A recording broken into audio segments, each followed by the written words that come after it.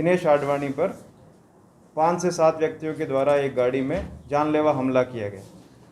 सूचना प्राप्त होते ही तुरंत भरूच सी डिवीज़न पुलिस स्टेशन की टीम घटनास्थल पर पहुंची और तुरंत ही पुलिस स्टेशन में आईपीसी के sections 307, 325, 326, 143, 144, 147, 148, 149, 120B and GP act 135 के तहत ऑफेंस रजिस्टर किया गया।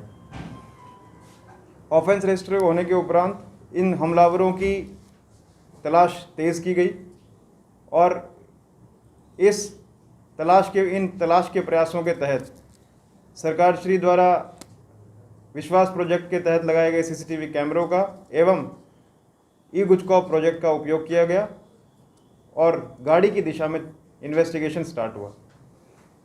इस इन्वेस्टिगेशन के दौरान इस गाड़ी का जो संबंध है वो सूरत के एक अनिल काठी और उसके चाचा महेंद्र काठी से स्थापित हुआ। अनिल काठी के बारे में जानकारी प्राप्त हुई कि यह महाराष्ट्र के नवापुरा पुलिस स्टेशन में मर्डर के ऑफेंस में एब्सकॉन्डर है। इस मामले में तलाश जैसे जैसे इन्वेस्टिगेशन आगे बढ़ी, पुलिस को कुछ महत्वपूर्ण पुरावा प्राप्त हुए जिसके द्वारा इस पूरी घटना का जो संबंध है वो भरूच के कुख्यात बूटलेगर नयन किशोर कायस्थ का नाम सामने आया।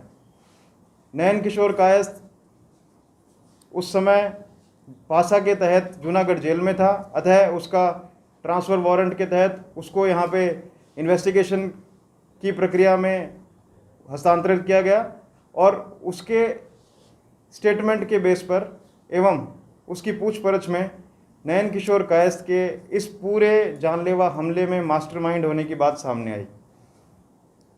साथ ही साथ कुछ अन्य आरोपियों का भी नाम इसमें सामने आया, जिसमें नयन किशोर कायस्थ के शागिर्द भरूच के ही एक अन्य व्यक्ति तिलक हरिकृष्ण पटेल का नाम सामने आया।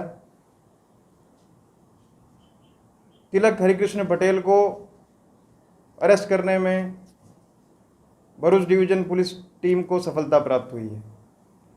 तिलक हरिकृष्ण पटेल एवं नयन किशोर कायस्थ की स्टेटमेंट में पूछपरछ में ये पूरे गुनाहित कृत्य को जिस तरीके से अंजाम दिया गया वो पूरी चीज़ें स्पष्ट हुई।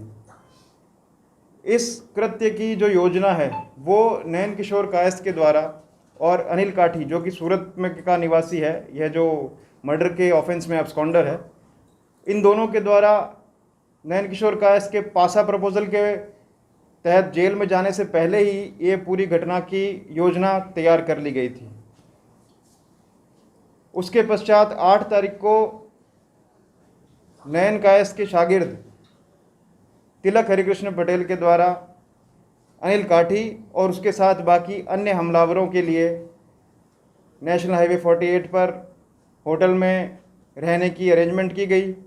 उसके पश्चात दिनेश आडवाणी की मूवमेंट की पूरी रेकी और उसकी पूरी मूवमेंट की जानकारी जो है वो उसका कार्य तिलक हरिकृष्ण पटेल को सौंपा गया।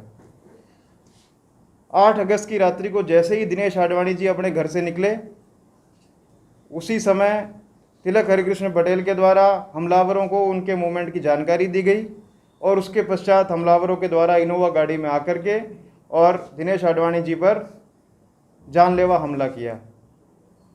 इसका मोटिव इन सबके बीच की आपसी रंजिश, पुरानी रंजिश होना सामने आया है। अन्य आरोपियों की तलाश तेज़ है और इसमें महाराष्ट्र पुलिस का सहयोग भी भरूच डिवीज़न पुलिस के द्वारा लिया जा रहा है। अन्य आरोपियों को भी पकड़ा जाएगा और इसके लिए भरूच पुलिस हमेशा भरूच में लॉ एंड ऑर्डर कायम करने के लिए प्रतिबद्ध है।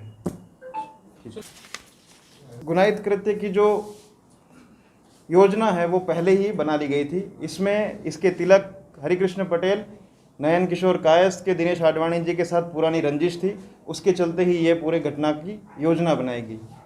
इसमें कुछ अन्य आरोपी जिनका नाम सामने आया है, वैसे इसमें एक महेंद्र काठी है, एक अनिल काठी है, सूरत के निवासी है, पंकेश चौहान है, पंकेश और भूरो चौहान है और सतीश राजपूत है, ये सभी सूरत के निवासी हैं और 2 अन्य अजाने आरोपी भी हैं जिनकी धरपकड़ के लिए प्रयास तेज कर दिए गए हैं। क्या रंजिश क्या है? इसके लिए इन्वेस्टिगेशन अभी